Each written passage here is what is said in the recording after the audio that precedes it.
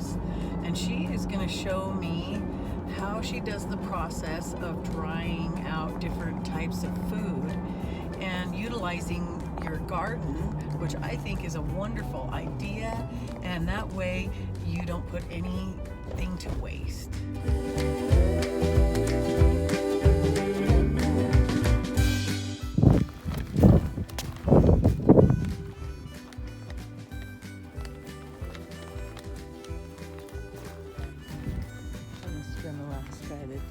Last meal.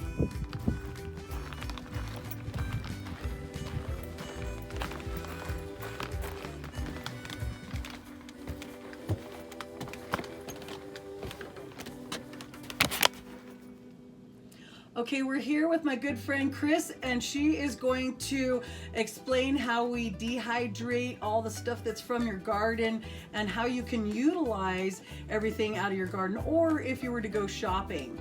Okay, here's my friend Chris. Yeah, because you can take things like, you know, I can't grow mangoes. So how about a mango? Yeah, there's one. Oh wait, there's another one here. So you can dehydrate these.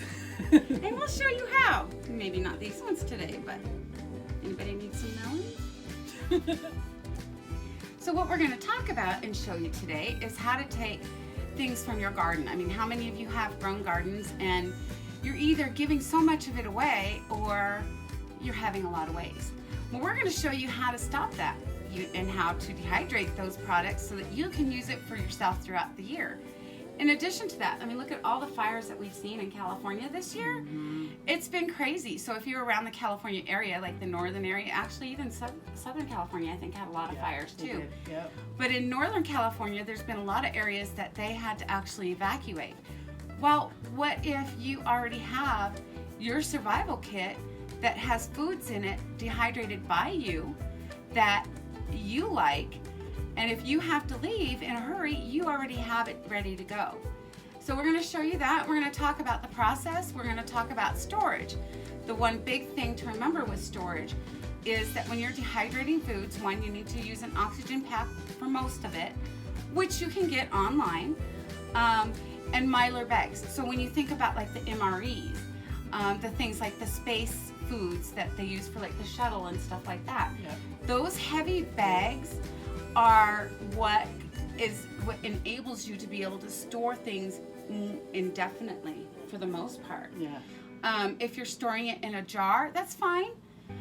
You know, especially if you're just using it throughout the year, that's perfectly fine. The biggest thing, whether you're storing it in a jar, a Ziploc bag, or your dark mylar bags, it does need to be in cool, dark, dry areas.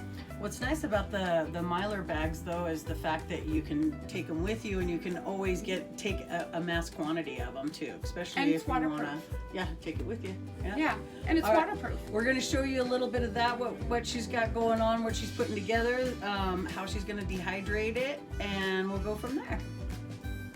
Okay, so here she's going to show you how to get these packets all ready and prepared. So what you can see here is, and this was actually something fun that was new now mind you, this is my first year doing this, so I played a lot and was pleasantly surprised. So we actually took red onion and dehydrated it, made it a powder. This red onion powder is really sweet, and we'll talk more about that piece. You can take things like, here is a sweet onion. I've dehydrated those, and now I have these great chopped onions, and we have our very own onion powder.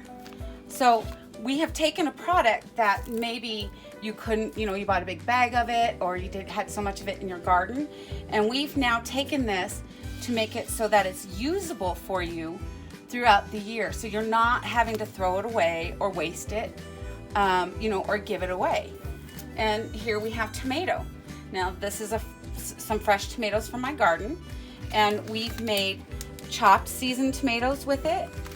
We've made even a tomato powder, and these are all seasoned ahead of time. And then we have sliced seasoned tomatoes too, which we'll show you that later. Buying your product in a store. This year our garden did really poorly, so we actually had to buy our own onion at the store. I bought elephant garlic. This elephant garlic is huge. But again, you can take this, slice it, and then make your own fresh garlic powder. Now the nice thing about this too is there's no added products in here. So when you look at a label on, say, let's just look at one of them, you can't even pronounce, you know, so do away with this, and now you have your own fresh product that you can make your own seasonings with, or for whatever you want to use. And then these reconstitute, so like your chopped onions, if you put it in a soup or something with liquid, it's just gonna reconstitute. It's gonna just, you know, puff right back up. My favorite thing was thinking about putting it on top of your green bean casserole at Thanksgiving. That just sounds good to me. I mean, I actually we did it the same thing that, you know, that we're talking about. I went to the store, our carrots did poorly, so we bought some baby carrots and chopped them and diced them and dehydrated them. And I used those in a soup, you know, as well as we've done mushrooms and stuff too. And all of it can go in your soups, it can go in your stews. You can use it in multiple ways. Now, some fun things that we've done, like I grow my own jalapenos. So we have actually chopped jalapenos and we have a jalapeno powder.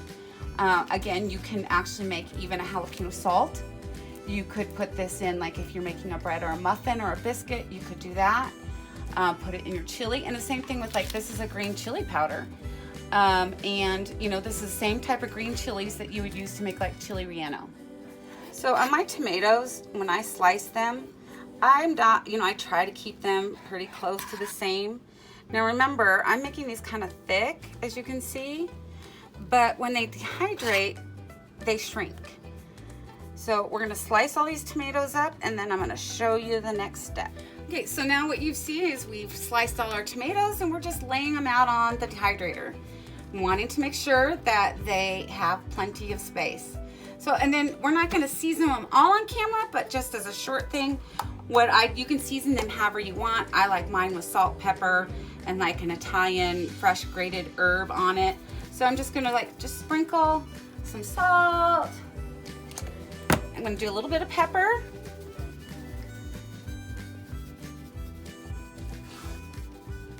And then I'm gonna add my other seasonings, which we'll come back when we're done adding those and show you. Okay, so as you can see, our tomatoes are nice and seasoned. So we're just gonna put them on this dehydrator. Now, this particular dehydrator has a temperature, which we'll talk about another time, but you do want to set your temperature at 145.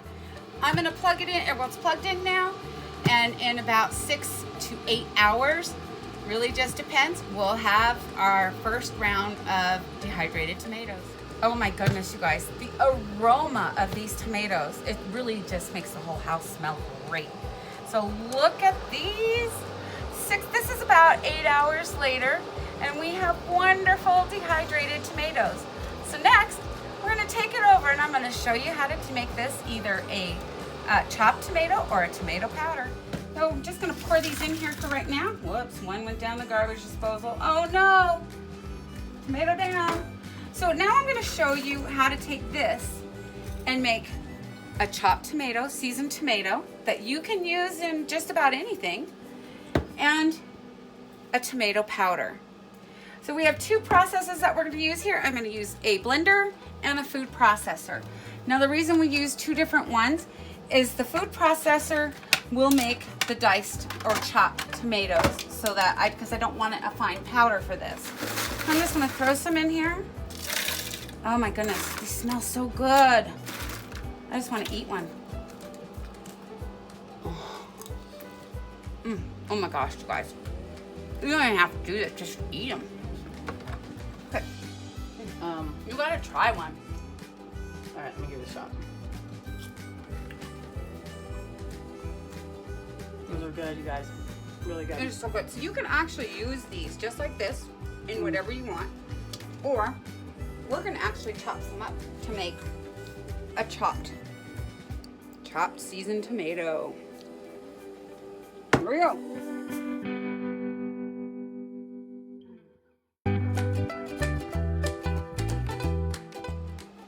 Okay, so you can see how now we have a nice chopped tomato. I mean, it's like,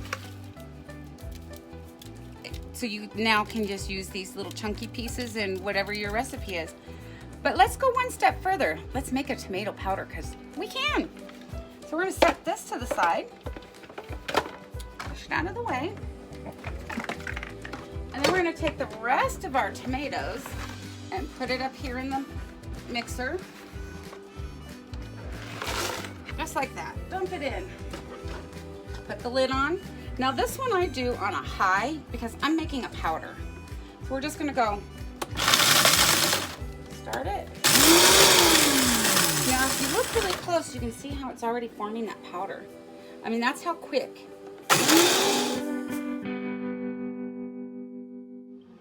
All right, let's see what we have. Oh my. Smells good. So I'm just gonna beat this a little bit because I wanna break up that powder and we're gonna pour it on in. Now look at that. This nice, yummy tomato powder. And it is a little clumpy, but that's okay because remember, even though we've dehydrated, there may still be a little moisture in here, and this is why we use the oxygenator packs. Okay, everybody, you see we've now taken our product, we put a little bit in a bowl because I want to show you what's going to happen when you put this in a hot liquid. So we're going to use hot water and just pour some in, and you're going to see how it will reconstitute.